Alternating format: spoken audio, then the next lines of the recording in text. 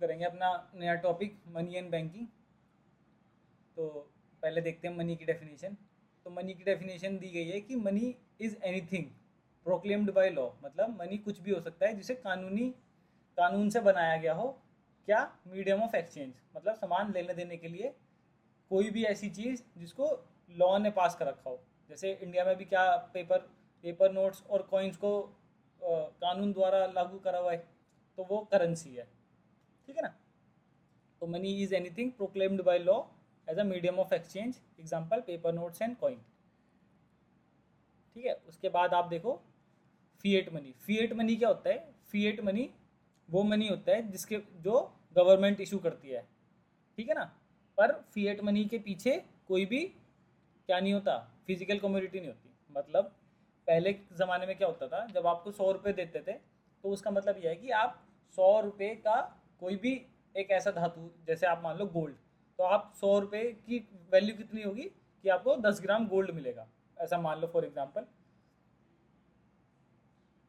पर अब ऐसा मॉडर्न टाइम्स में ऐसा नहीं होता। अब मनी की कीमत बस सरकार ने बोल दी कि ये एक नोट है, इसका मतलब ये 100 रुपये का है, तो ये 100 रुपये का ही वैल्यू रखेगा।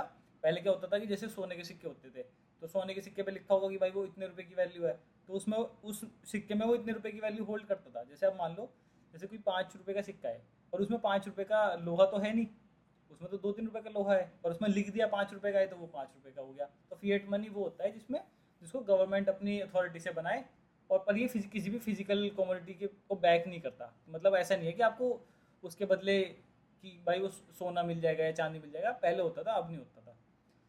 अगला टॉपिक इसमें यह है मनी सप्लाई।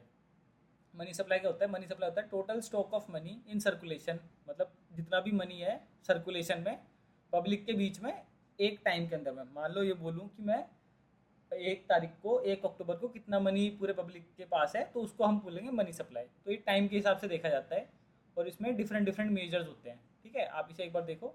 सबसे पहले आता है M0। M0 में क्या क्या होता है ये आपको याद करना पड़ेगा। M0 में क्या होता है? करेंसी इन सर्कुलेशन, करेंसी जो सर्कुलेशन में है, प्लस डिपॉजिट बैंक के जो डिपॉजिट में है, और RBI के पास जो अदर डिपॉजिट में है। ठीक है। M1 में क्या आ जाएगा? करेंसी नोट्स और coins plus demand deposit plus commercial demand deposit of commercial banks. M2 में क्या आ जाएगा? M1 के सारे plus savings account of post office और सेविंग्स अकाउंट, और इसमें क्या क्या आ जाएगा? Currency notes of coins plus demand deposit और commercial banks plus savings accounts. ऐसे M3 में क्या होगा? M1 plus net time deposit of banks. ठीक है। तो आपको इसमें याद रखना है कि मोटा माटी ये पूछेगा आपसे कि जो M1 को नैरो मनी किसको बोलते हैं, तो M1 को नैरो मनी बोलते हैं, M3 को ब्रॉड मनी बोलते हैं, M0 को रिजर्व मनी बोलते हैं। ठीक है ना। और इसकी पूछ लेगा कि कौन सी ज़्यादा कितनी लिक्विडिटी होती है। तो लिक्विडिटी का क्या मतलब होता है? लिक्विडिटी का मतलब यहाँ लिखा हुआ है कि लिक्विडिटी का मतलब यह है कि how quickly something can be use as a cash. मतलब लिक्विडिटी का ये मतलब है कि जो आपके पैसे रखे हुए हैं आप उसको कितना जल्दी नगद में बदल सकते हो। जैसे आपका सेविंग्स अकाउंट है, आप गए वहाँ से, आपने ATM से पैसे निकाल लिए, और एक आपने FD है, तो FD से पैसे निकालने में दिक्कत ज़्यादा होगी सेविंग्स अकाउंट से निकालने से ज़्यादा। ठीक है ना। सेविंग्स अकाउंट में आप जाओगे आराम से निकाल लोगे, पर करंट अकाउंट में निकालने के लिए आपको थोड़ी सी इंतजार करनी पड़ेगी। तो हम ये बोलेंगे कि सेविंग्स अकाउंट लिक्विड है किससे? FD से, कि भाई उसको उसके वहाँ से पैसे निकाल के जल्दी से जल्दी कैश में कन्वर्ट किया जा सकता है। तो लिक्विडिटी का ये मतलब होता है कि जल्दी से जल्दी कैश में, कि how quickly can something be converted into और यूज्ड इनटू कैश। तो लिक्विडिटी आप देख लो, M1 सबसे ज़्यादा लिक्विड होता है, M0 सबसे ज़्यादा लिक्विड होता है, फिर M1 M2 M3 M4। ठीक है ना। इसमें ये चीज़ देखने की है। उसके बाद एक टॉपिक होता है, इसमें बोलते हैं मनी मल्टीप्लायर। मनी मल्टीप्लायर का क्या मतलब होता है कि मनी मल्टीप्लायर दिखाता है कि अगर आप कुछ पैसे जमा कर रहे हो बैंक में, तो वो पैसे जमा हो के कितना गुना हो जाता है। मतलब कि money multiplier shows how initial deposit leads to a greater financial increase in total money supply. इसको आप एक एग्जांपल से देखो, जो मैंने यहाँ पे लिखा है। इसमें लिखा है, मान लो आपने 100 रुपये बैंक में जमा करे। ठीक है जी, आपने 100 रुपये जमा कर दिए, तो आप मान लो कि बैंक 10 रुपये रखेगा अपने पास और 90 रुपये अगले लोन पे चला देगा।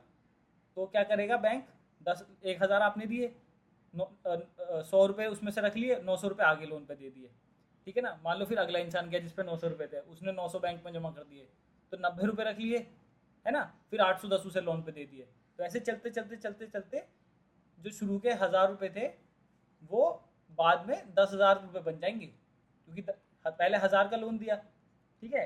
फिर उसी 1000 को रखा बैंक में, उसका 10% रखा, 900 को आगे आगे लोन पे चला दिया, फिर इसका 10% रखा, 810 को लोन पे चला दिया, फिर 810 का 81 का लोन पे चला गया, तो इसका और लोन पे चला दिया। तो ये वाली तो ये है, ये तो लोन पे चल रही है, और ये वाला इन्होंने बैंक ने रख रखा है। तो ये सब था इनिशियल में 1000 रुपये, और लोन में चला दिया, देख लो इन्होंने इतना सारा पैसा, 1000 भी चला दिया, 900 भी चला दिया, 810 भी चला दिया, ये 3 लोगों को अलग अलग लोन पे भी दे दिया इन्होंने। तो 1000 रुपये 10,000 तक पैसे बन के लोन पे चल सकते हैं इकोनॉमी में। तो ये मनी मल्टीप्लायर का मतलब होता है कि आपने अगर आपके पास 1000 रुपये हैं तो बैंकिंग सिस्टम में वो कैसे मल्टीप्लाई हो जाते हैं, 1000 10,000 कैसे बन जाएंगे, ठीक है ना। ये मनी मल्टीप्लायर का होता है।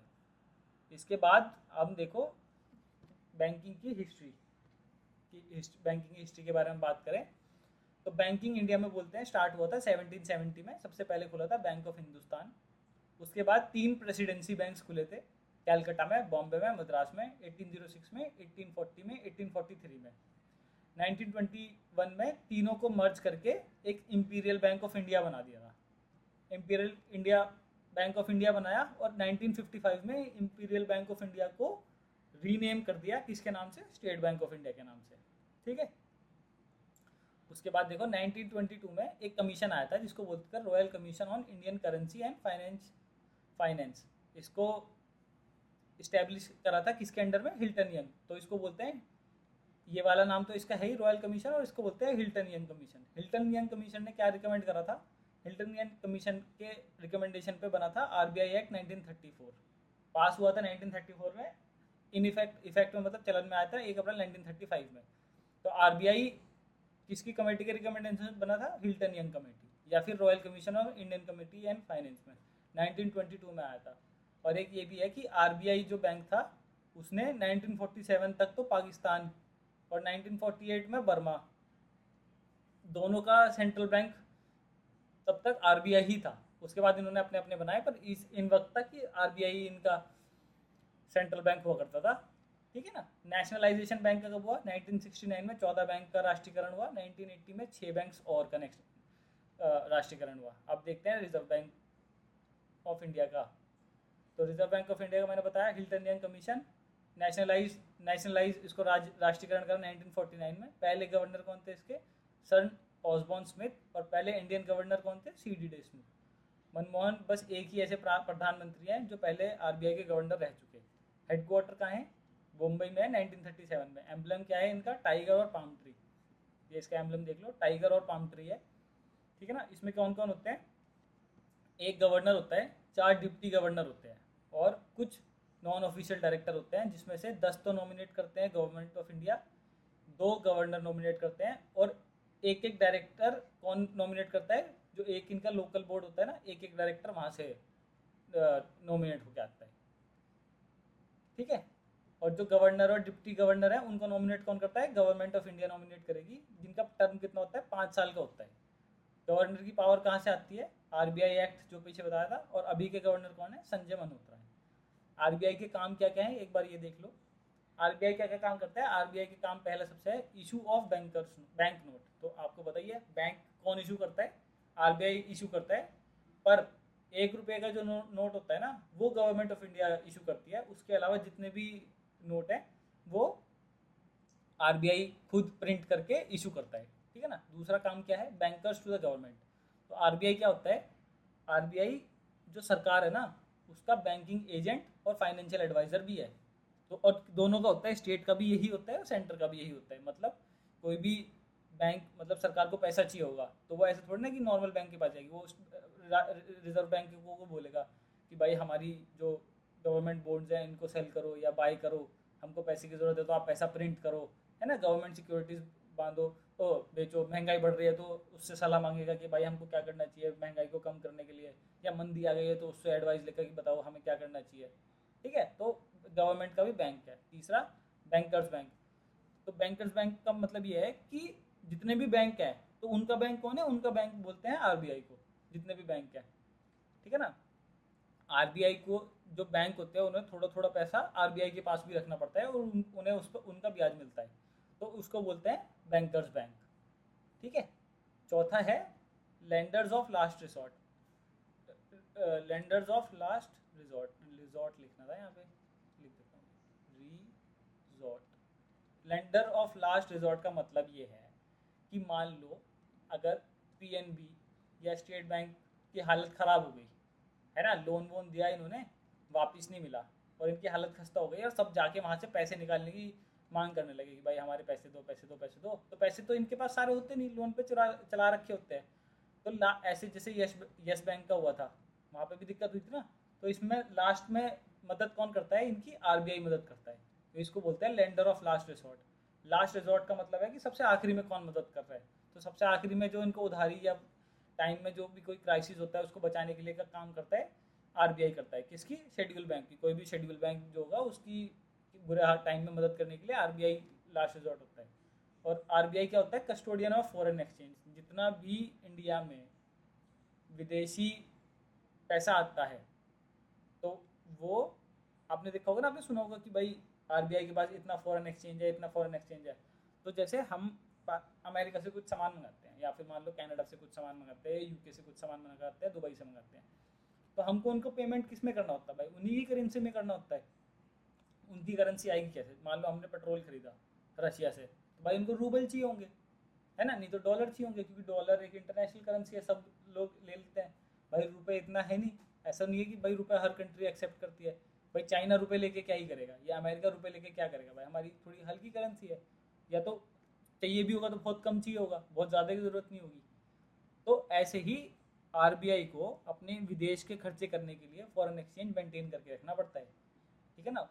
और जो अगर हमारे पास फॉरेन एक्सचेंज कम होगा तो हमारे रुपए की वैल्यू भी थोड़ी घट जाएगी, तो रुपए की वैल्यू भी डॉलर या फिर किसी करेंसी के मुकाबले बहुत ज़्यादा ना घटे, उसके लिए भी फॉरेन एक्सचेंज रखना पड़ता है, और इंटरनेशनल ट्रेड के लिए तो रखना ही रखना पड़ता है। तो एक पॉइंट ये है कि आरबीआई कस्टोडियन है फॉरेन एक्सचेंज का, ठीक है ना। और controller of credit and money supply, तो मैंने आपको बताया ही था पहले वाले लेक्चर में कि भाई अगर महंगाई हो जाती है तो इसके पास कुछ ना कुछ तरीके होते हैं जिससे इन्फ्लेशन को ये कम ज़्यादा कर सकता है, ठीक है ना। कि मनी सप्लाई को इंक्रीज या डिक्रीज करेगा, जैसे मैंने बताया था सीआरआर वगैरह वगैरह होते हैं, आगे बात करेंगे उनकी उनकी उनसे ये उनको यूज़ करके ये मनी सप्लाई को ज़्यादा कम भी कर सकता है। सातवां है रेगुलेटर ऑफ बैंक। तो आरबीआई को कौन करता है? बैंक को रेगुलेट भी करता है। तो जो आरबीआई एक्ट 1934 और बैंकिंग रेगुलेशन एक्ट 1949, इसमें पावर दी गई है आरबीआई को बहुत ज़्यादा। पावर कैसी? कि भाई नए बैंक को लाइसेंस देने की, बैंक कोई कुछ गलत कर रहा है तो उसको पनिश करने की, बैंक को एक्सपेंड करना है तो उसकी पावर भी आरबीआई है कि आरबीआई बोल सकता है कि आप इतनी ब्रांच खोल सकते हो, इतनी नहीं खोल सकते, है ना। ग्रामीण में आप खोल सकते हो इतनी, एक ब्रांच की दूरी कम से कम 50 किलोमीटर 60 किलोमीटर होनी चाहिए, ऐसे नहीं है कि अगल बगल ही आपने एक बैंक की 2 ब्रांचें खोल दी। तो ये सारी पावर भी आरबीआई के पास है।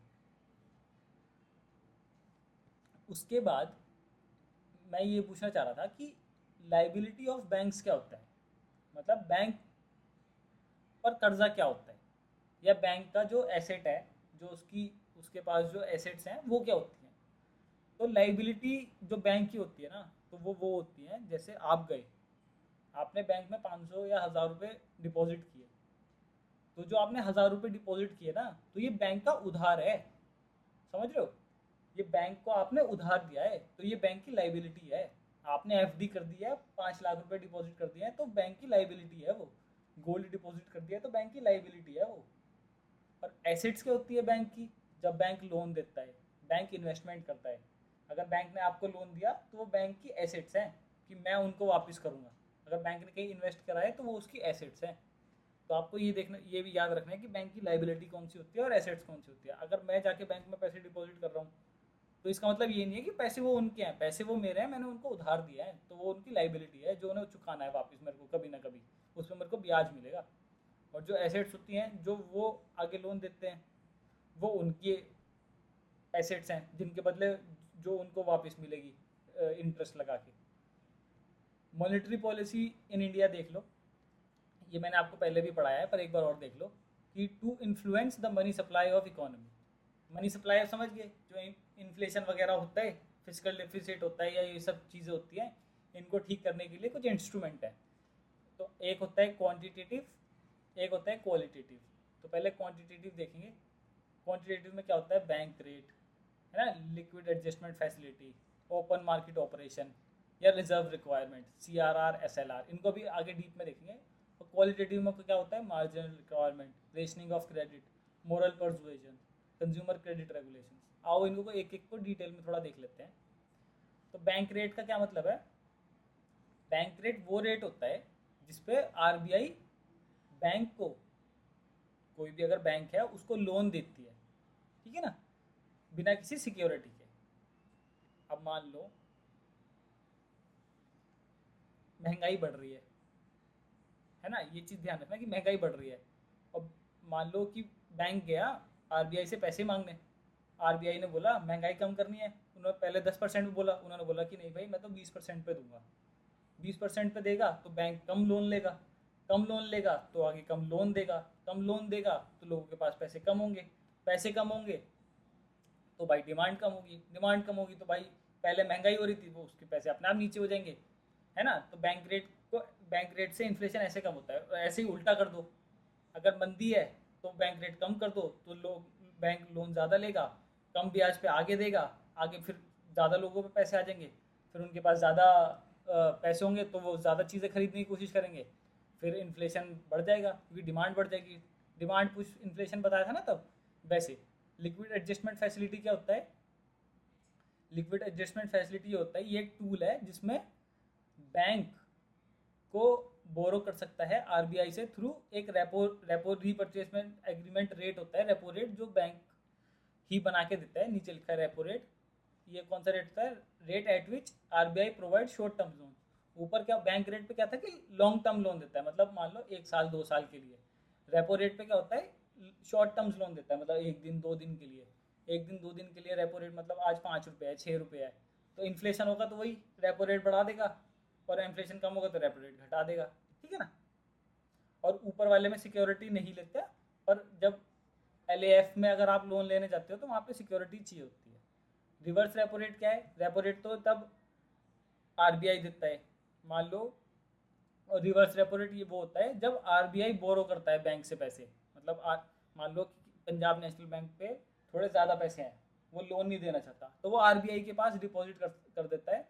और जो रिवर्स रेपो रेट चल रहा होगा ना, तो फिर RBI देगा पैसे पंजाब नेशनल बैंक को कि आप ये रखो और उस पर अपना इंटरेस्ट लेते रहो, ठीक है ना।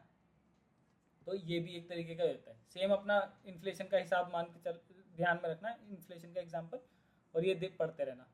ओपन मार्केट ऑपरेशन में क्या होता है, ओपन मार्केट ऑपरेशन से आप समझ ही रहोगे। मान लो ओपन मार्केट ऑपरेशन में क्या होता है कि गवर्नमेंट अपनी सिक्योरिटी बेचती है, मतलब गवर्नमेंट को पैसे चाहिए तो वो एक बॉन्ड बना के देगी, एक बॉन्ड बना के देगी जिस पे लिखा होगा 100 रुपये हम 5 साल बाद 120 में खरीद लेंगे, ठीक है। अब इनको पैसे चाहिए तो इन्होंने आज बेच दिए 100 100 रुपये में, 100 100 रुपये में, तो सबने खरीद लिए 100 100 रुपये में। अब 5 साल के लिए ये रख ले लिए पब्लिक ने, और 5 साल बाद इनको 120 रुपये मिल जाएंगे। तो जैसे मान लो महंगाई चल रही है, इन्फ्लेशन है, तो क्या करेगा RBI, ये बॉन्ड बेचने शुरू कर देगा, बॉन्ड बेचने शुरू कर देगा तो पब्लिक इन्हें बॉन्ड को खरीद लेगी क्योंकि इनमें मुनाफा बिल्कुल रिस्क फ्री होती हैं ये, इन्हें खरीद लेंगी तो पैसा किस पे चला जाएगा, RBI पे। लोगों के पास पैसा कम हो जाएगा, लोगों के पास पैसा कम हो जाएगा तो फिर वो चीज़ें खरीदने के लिए पैसे उसके पास कम हो जाएगा, तो वो चीज़ें कम खरीदेंगे। तो अब महंगाई थी वही सेम इन्फ्लेशन, महंगाई कम हो जाएगी क्योंकि पैसे नहीं है खरीदने के लिए। और ऐसे ही उल्टा है, अगर महंगाई होगी तो ये क्या करेंगे कि जो मार्केट से गवर्नमेंट सिक्योरिटी खरीदनी शुरू कर देंगे कि भाई वो कि आपको 120 मिलने वाले थे ना, हम अभी आपको 5 साल बाद मिलेंगे 120, तो हम 110 में आज ही खरीद लेते हैं। तो 110 में आज ही खरीद ले तो वो बेच देगा, बेच देगा तो उसके पास पैसे आ जाएंगे, पैसे आ जाएंगे तो उसके पास ज़्यादा पैसे, मतलब मार्केट में जाकर सामान खरीद देगा, सामान खरीद देगा तो डिमांड बढ़ेगी। सेम वही वाला है। रिजर्व रिक्वायरमेंट में क्या है, जैसे CRR है, CRR क्या होता है, इसमें minimum percentage of bank total demand and time liability that schedule commercial bank. मैं आपको समझा देता हूँ। CRR डिपॉजिट का वो परसेंट होता है, मान लो आपने 100 रुपये डिपॉजिट करे बैंक में, तो CRR मान लो 10% है, तो 10% बैंक को अपने पास रखना ही रखना पड़ेगा, सिर्फ वो 90 रुपये ही आगे लोन में दे सकता है। CRR ये बोलता है। ये किस लिए होता है, CRR बनाने की वजह क्या है? मान लो अगर 100 के 100 रुपये आपके बैंक में है, आपने ये लोन पे चला दिए, जिसने जिसने ये डिपॉजिट किए वो पैसे वापस लेने आ गया, तो भाई फिर पैसे कैसे दोगे? क्योंकि आपने तो लोन पे दे दिया आगे, आपके पास पैसे थोड़ी ना है। तो बैंक ने CRR इसलिए बनाया कि बैंक ने ये चीज़ मान के चली, या ये चीज़ उन्होंने अपने हिस्ट्री में जाके देखी कि अगर आप 100 रुपये जमा करते हो ना, तो मोटा माटी वो कोई भी पूरे पैसे निकालने एक बारी में, जैसे 100 आपने डिपॉजिट करे, तो अभी आप हाल फिलहाल में ज़्यादा से ज़्यादा 10% 20% ही अपने पैसे निकालोगे। बहुत ज़्यादा 100 के 100 निकालने की आदमी कोशिश कम करता है मेजोरिटी ऑफ द टाइम में। तो उसने बोला कि आप 10 रुपये रख के चलो अपने पास, मतलब जो भी इनका रेशियो होता है, ये 10 रुपये तो आपको कैश में रख के चलने ही चलने पड़ेंगे। तो इसमें भी सेम ऐसी इन्फ्लेशन का होता है। अगर इन्फ्लेशन हो रहा है, महंगाई हो रही है, तो क्या करेंगे? CRR बढ़ा देंगे। CRR बढ़ा देंगे तो पहले 100 की जगह 10 रखता था, अब 100 की जगह 20 रखने पड़ेंगे, तो 80 ही लोन पे दे सकेगा, मतलब कम लोन देगा। कम लोन देगा तो फिर क्या होगा? लोगों के पास पैसे कम होंगे, लोन कम मिलेगा, पैसे कम होंगे, सामान नहीं खरीदने के लिए पैसे होंगे, सामान खरीदने के लिए पैसे नहीं है, तो भाई जो डिमांड 100 रुपये की थी वो फिर से 80 पे आ जाएगी, तो महंगाई फिर से कम हो जाएगी। सेम इसका उल्टा ऐसे ही है। और इसमें एक SLR भी होता है। तो CRR तो पूरा कैश में रखना पड़ता है, कैश रिजर्व रेशियो बोलते हैं इसको, कैश रिजर्व रेशियो। और एक ये होता है SLR, इसको बोलते हैं स्टैट्यूटरी लिक्विड रेशियो। इसमें क्या होता है कि ये तो पूरा कैश में रखना पड़ता है, ये रखना पड़ता है, चाहे आप कैश में रख लो, चाहे आप गोल्ड में रख लो, चाहे आप गवर्नमेंट के बॉन्ड्स में रख लो, जो जो भी ये RBI बोलेगा उस सिक्योरिटी में आपको रखना पड़ता है। इसमें क्या है कि जैसे पूरा कैश में रखेंगे तो कुछ ब्याज नहीं मिलेगा, पर इसमें क्या है कि अगर आप गोल्ड में रखोगे, सिक्योरिटीज़ में रखोगे, तो फिर भी आपको थोड़ा ब्याज मिलता रहेगा। ठीक है ना? अब मैंने ये लगाया है, इसमें देखो ये क्या लिखा है, use of quantitative tool in a nutshell. तो ये है कि इन्फ्लेशन घटाने के लिए और इन्फ्लेशन मतलब बढ़ाने के लिए। तो CRR को क्या करेंगे? इन्फ्लेशन बढ़ाने के लिए घटा देंगे। अगर इन्फ्लेशन ज़्यादा हुआ तो बढ़ा देंगे, और इन्फ्लेशन महंगा वो ग्रोथ करनी है तो घटा देंगे। तो ये आप एक बार देख लेना कि भाई ये सब में जैसे सेम ही होता है सारे रेशियो में। अगर महंगाई कम करनी है तो रेशियो बढ़ा दो, है ना? और अगर पैसे मंदी है तो फिर उसको घटा दो। ये आप एक बार देख लेना, समझ में आ जाएगा। उसके बाद है, हाँ, क्वालिटेटिव बच गया। क्वालिटेटिव में आता है margin requirements, rational rationing rationing of credit, moral persuasion, consumer credit regulation. Margin requirement मैंने आपको बताया था, जैसे देख लो कि part of loan which amount which can not be borrowed by the bank. मतलब कि जैसे